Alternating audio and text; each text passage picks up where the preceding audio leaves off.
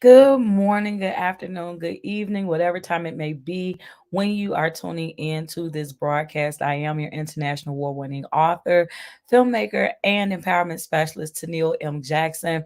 And I guess for the purposes of this show, I should also say your MWRD commissioner candidate, Tennille M. Jackson. And I want to welcome you to another episode of It's Not Politics, It's Principles, the show that is primarily geared to teach you about Green Party politics, but we also will talk about current events, such as what's happening with today's show. And so, again, I want to welcome you all so much to the show. Thank you for tuning in. And please feel free to observe our three rules of protocol. Number one, be sure to say hello when you come in. So, whether you are watching on Facebook, X, Twitter, which is formerly known, X is formerly known as Twitter. So Facebook, X, LinkedIn, Instagram, YouTube, or even listening on Wisdom. First of all, just know that I do appreciate you, but do please say hello when you come in so that way I can speak back to you. Secondly, please like and share the video, like and share. And then third, tag someone that you believe will benefit from this broadcast. And so, who would benefit from today's show? I'm going to talk a little bit about MWRD, which means Metropolitan Water Reclamation District.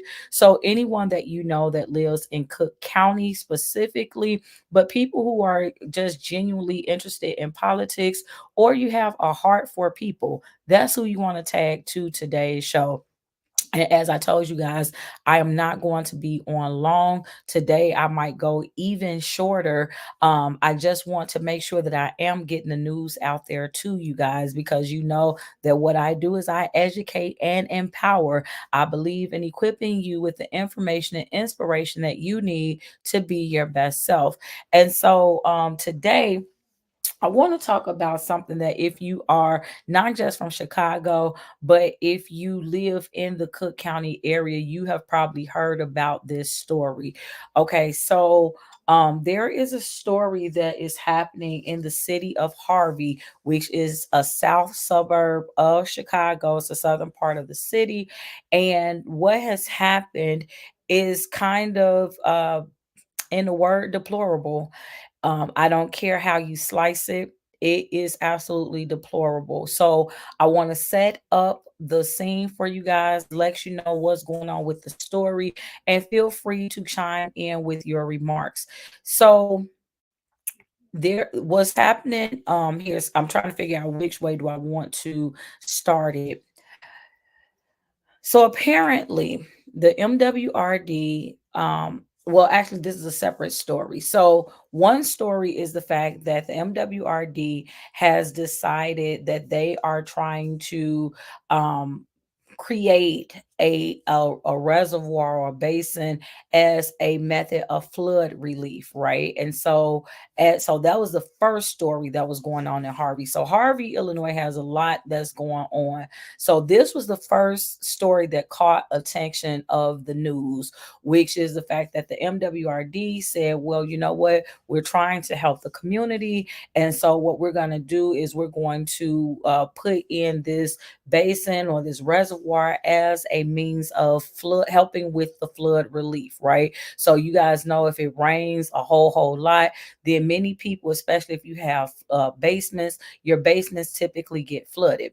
Well, one of the jobs of the MWRD is to try to help prevent and reduce wastewater, storm water, all of that type of stuff. So, technically speaking, the fact that they are trying to create a solution to the problem of flood is a good thing. Technically speaking, if you're looking on paper, that's a great thing. The bad thing is the fact that their solution equals putting some residents who have been in their homes for decades, putting them out of their homes. So that was, I want to say, last week, the story that I covered. That was something that was big that was going on at Harvey. Well, guess what? We're back again. And I'm laughing, but it is no laughing matter. So apparently, what has happened now is on, I think it's around 144th and Halsted. The city was looking to shut down a building. So apparently this building is in, it's not in working order, it's not in proper order. It is, they need to evacuate or whatever because they have ruled it as not being a safe building. Okay, now again, that sounds like the right thing to do, right? Like if something isn't safe, then we need to try to tear it down or get rid of it or make sure that people are not in harm's way, right? Well, what actually happened is whoever it was, whose job it was to put to board up the buildings, we've all, regardless of where you live, you have seen some buildings that have been boarded up before, right? So whoever it was, and again, whether their names are known or not, I don't know them, so I cannot reveal them at this time. But whoever it was that decided to board up this building, guess what? They boarded up the building while people were still inside. And not just one or two people, five different families. They boarded up windows, they boarded up doors where people could not get out. So there are, think about stores. You guys know when like in 2020 when all of the stores and things got looted, right? So what did businesses have to do? They had to get boards, put them up against the windows and the doors. That's because they were looting and they were trying to restore their buildings.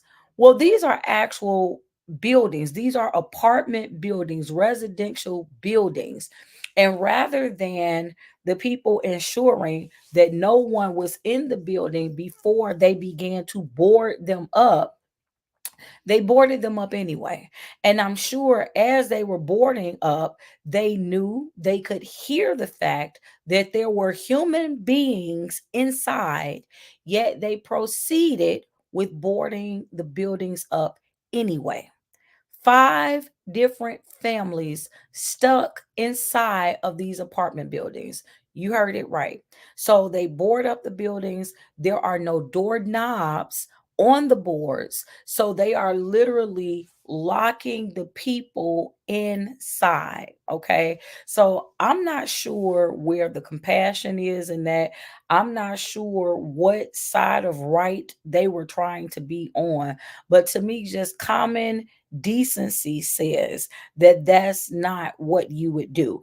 Now, according to the city, there had been notices that had gone out to say, hey, the building is being condemned or the building is no longer safe, so you need to leave. Okay. Now, when the news spoke to the people who are still inside, they said that they received no such notice. Now, here's my point: whether they received the notice or they didn't receive the notice, to me, for me, is a moot point. Because you mean to tell me that the only thing that you find to be appropriate to do is to lock, to like literally, and I'm not saying lock, so that's really the wrong way because lock implies there's a key.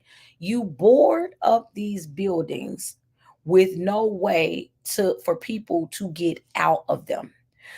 How inhumane is that, right? So what ends up happening, there was some passersby and they were able to hear people hollering from inside. And so these passerbys, the passersby, they went up and they were talking to them through the doors and the windows, and they're asking them, well, do you want to, are you able to get out? And they're like, no, we're not able to get out, we're stuck inside. Can you imagine that? There's one thing when we were quarantined, right? So it's one thing when you were inside for the pandemic. That was of your own volition. That was, you were mandated not to go outside, but you could, even if you wanted to, even though we were not supposed to go to public places, if you want to step outside in your backyard, you had the ability to open the door, close the door, to go in and out as you please. Could you imagine going to your door, and as you go to your door, you find that there is no way for you to get out? You open your door, only to see that there is a wooden plyboard against your door, and there is no doorknob, there is no handle, there is no way out. So again, the passersby worked with those people who were in, because it started with hearing one man call out from inside of his home. And as they were talking to him through the door, others began to holler out as well. So that's how it was revealed that there were still five families. Five. And so my point is this. Am I saying that the families who stayed inside of the building, am I saying that they are legally right? I'm not saying that. But I'm saying, where's the humanity? If you know, because there is no way in the world you can be putting up all of this. And I'm talking about they went on and just and boarded up the building like there's nobody there. Boarded up the building, put on notices over the boards. So the notices on the boards, basically, if I'm walking by and if I see a building that's boarded up, and if I see red notices on a boarded up building, then for me, I'm not even going to come near the building to see if somebody's in there, because you're like boarding it up as though everything is all clear, as though there's nobody in there, there's nothing to be concerned about. And you're putting the red notices, oh, don't enter these buildings because they're going to be condemned or whatever. And that's great, but you still left five families inside. In what world? In what world is that okay? In what world do you not, if you are the person who's working that job, in what world do you not go back to your boss and say, and they said that this is a private owner. So this wasn't even done by the city directly, because there was a city council that was held. And obviously the city of Harvey is trying to say that they were not liable. All they did was just ensure that the all of the paperwork and all of the legalities was taken care of. But this was done by a private owner. I don't care who it was done by. In what world should it not have been when the workers started boarding up the building? I know you see lights still on. I know you are able to hear people inside. In what world do you not go back and tell your boss, we can't board these doors and windows because there are still residents inside? In what world is that not common sense? In what world, even if the boss says, well, I don't care, you still have to board them inside anyway, do you not, at the very least, knock on the doors and windows and say, hey, you guys have to leave the building? If they don't leave the building, then why do you not call 911, call the police, call the fire department, and say, we have explicit orders to get these buildings evacuated and these people won't leave? Because when you then show your paperwork, guess what? The police, the firefighters, whomever, they are going to go in and bring the families out. But no, you don't want to do that. You just rather board these buildings up with real live people inside of the buildings. One of which was a lady who had cancer, just had a mastectomy done. She's like, I have nowhere to go. She just got out of the hospital from having breast cancer surgery. She is immobile at this point. And you know that, has you knocked on the door and tried to talk to her? So my question is, and again, I'm not going to be on here long, but my question is, where's our humanity? We've just lost it all.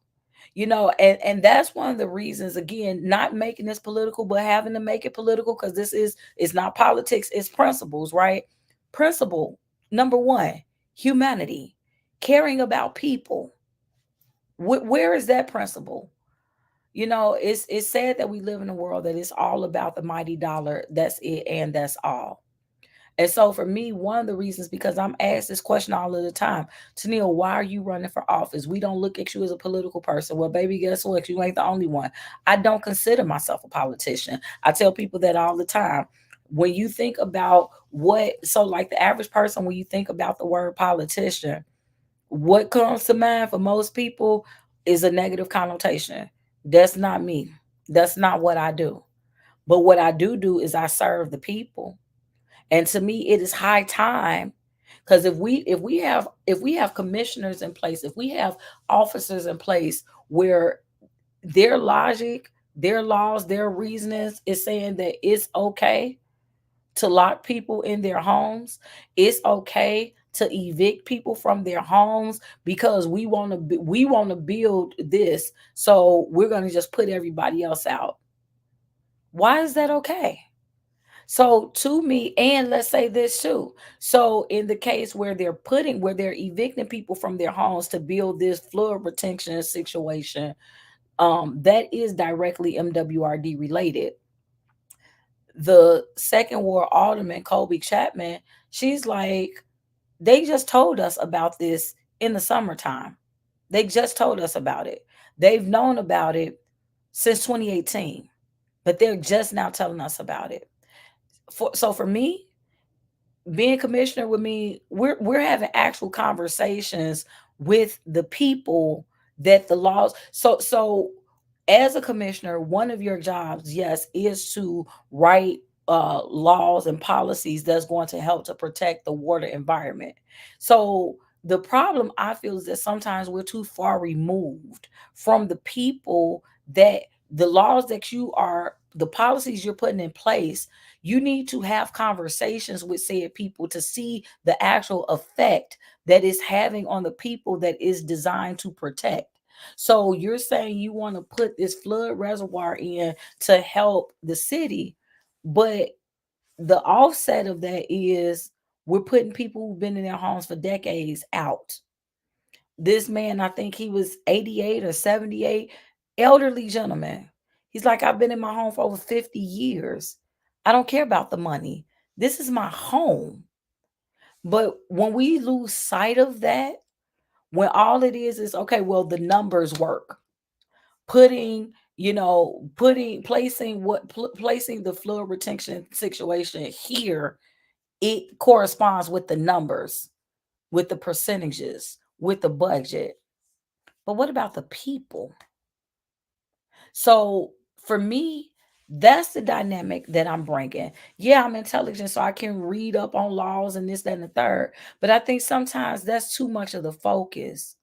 Like, what difference does a degree in chemistry or waterology or whatever make when you don't have enough common courtesy, common sense, common decency to protect the people? Like, you're moving them out of their homes. You mean to tell me there was no other way? There was no other location with these people that you just unlocked inside? You boarded them up in their home. It's literally. You mean to tell me there was no other way? Y'all, if this is where our world is heading, it's a sad day. It's a sad day. And so for me, I want absolutely no parts of it. And so, at the end of the day, that's one of the reasons why I love being a member of the Green Party, is because we don't accept corporate donations. And so you might say, well, what in the world do that have to do with anything? Everything. When political parties are controlled by the mighty dollar, right? So it doesn't even matter what my ethics are anymore, because you now control my ethics because you wrote a check to do so. No, no. Green Party, we don't do that. Does that mean we probably have to work harder? Absolutely. But you know what we do is we build relationships with people. We actually care about the people. We're not just about, okay, well, you're not getting enough money. You're not contributing enough money to the campaign. But who are you purposed to serve? It's supposed to be the people. And if I'm elected, that's who it will be, is the people. because there is no way you're going to tell me there are no other alternatives, that there are no other solutions than this huge, I mean, like, how inhumane. But anyway, y'all, that's it. That's as much of a rant as you're gonna get from me, because y'all know I'm not one who believes, I don't gossip. None of the things I said was gossip. You can go and look it up in the news. What I do again is I educate and empower. Somebody may not have known that that's what's actually going on right now. We're not talking about stuff that happened in the 60s and the 70s. We're talking about 2024. This is the treatment that we're issuing out to people. Instead of helping them keep their homes, well, we're putting you out. We'll try to pay you a nice price. This man is, like I said, I think he was 88. You think he wants to start all over again? If he's been in that home for over 50 years and his daughters live in the house next to him, they're trying to put out everybody that's on that block. Do you think if he's been in that home for over 50 years, do you think any amount of money can replace the memories that he has? 50 plus years, his children are grown. They have their own children. There are probably markers in there from when they, as they grew. That certain things cannot be for sale. And when you are part of major political parties, a lot of times they don't get that, because they can always just justify and rationalize. So again, I'm not trying to bash anybody, but right is right. Right is right. I don't care who it is. And so many times we try to tone down everything because of cancel culture. Well, you know what? Look, this is my channel. So on whatever platform it is. So until they shut it off, I'm going to say what is right. Everybody may not always like it, but right is just right. And as a people, we should be concerned about each other. Our job should be to look out for one another. And to me, that should take precedent over whatever else. Again, as long as it's legal and as long as it's right. Because you have some people that's trying to play on that. Oh, sister, you said that you look out, so come on, help me do. No, that ain't what I'm aiming at either, y'all. But anyway, I just want to come on real quick. Hello to everybody that's listening to me on Wisdom. A special shout out to Marcianne and Terry, Cecilia Grace, Bobby, and Elvis. Thank you all so much for tuning in. Everyone who tuned in, whether you watch from Facebook, Twitter, Instagram, LinkedIn, YouTube, or you listened on Wisdom, I want to just say thank you to you all. And then I want to also encourage you guys to tune in tomorrow. And tomorrow I'll actually be live at 5. I had some other stuff going on, and I'll actually just tell y'all real quick what I was working on. So I am working on documentary number 2. And I actually got to do my reel today. So the reel, for those of you who are not following my reels, there's a challenge by Miss Tabitha Brown to do a reel every day for the first 31 days of this month, saying a new thing that you have done. It seems very easy, but the fact of the matter is that it's not, because you quickly learn how routine of a person you are. Because it's like, hey, I get up every day, but am I doing something new every day?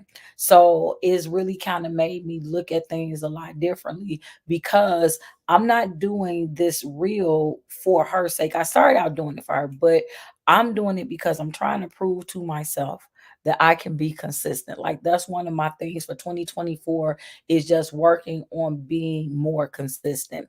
And so anyway, I was working with my editor on my documentary. So the documentary is going to debut in March for Women's History Month. And so that was the new thing that I was working on.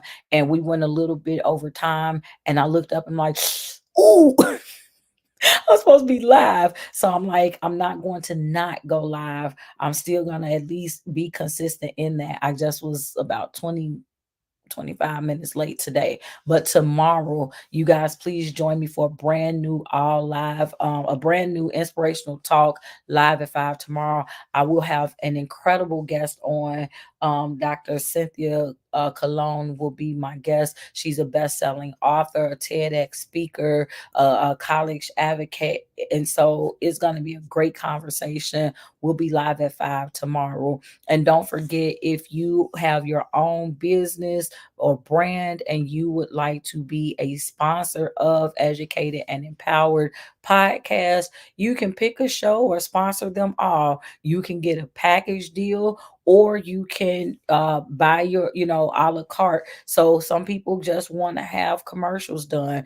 You can buy a commercial for a particular price. You can send us your commercial and we'll play it for you, or you can send us your voice and we'll create a commercial for you. So however it is that you want to do it, but a 30-second commercial, you would get that along with a 30-minute interview and sponsor of the week mentions on all of our platforms for an entire month for only $500. But again, there are some other things that you can get, other sponsorship packages for 250 and for 100.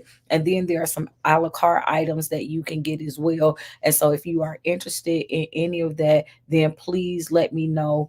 Please be sure to reach out to me. And again, if you like what you hear, you like what you heard, then feel free to send some stars my way if you're watching from Facebook, or you can send a cash app to $ I am EAE. That is for Educated and Empowered. So I am EAE on Cash App, or you can Zelle info at Educated and Empowered, the number 2.com. So I want to thank you all so much for tuning in. I hope that you have enjoyed it. I hope you've heard something that has helped you to grow in some type of way, something that has been able to either educate or empower you. Thank you all so much. And again, if you're not already doing so, please go across social media platforms: Facebook, Twitter, also known as X, LinkedIn, Instagram, YouTube, TikTok, Wisdom, and find and follow me at My Name is Tennille. But thank you all so much for tuning in. And until next time, you all stay inspired.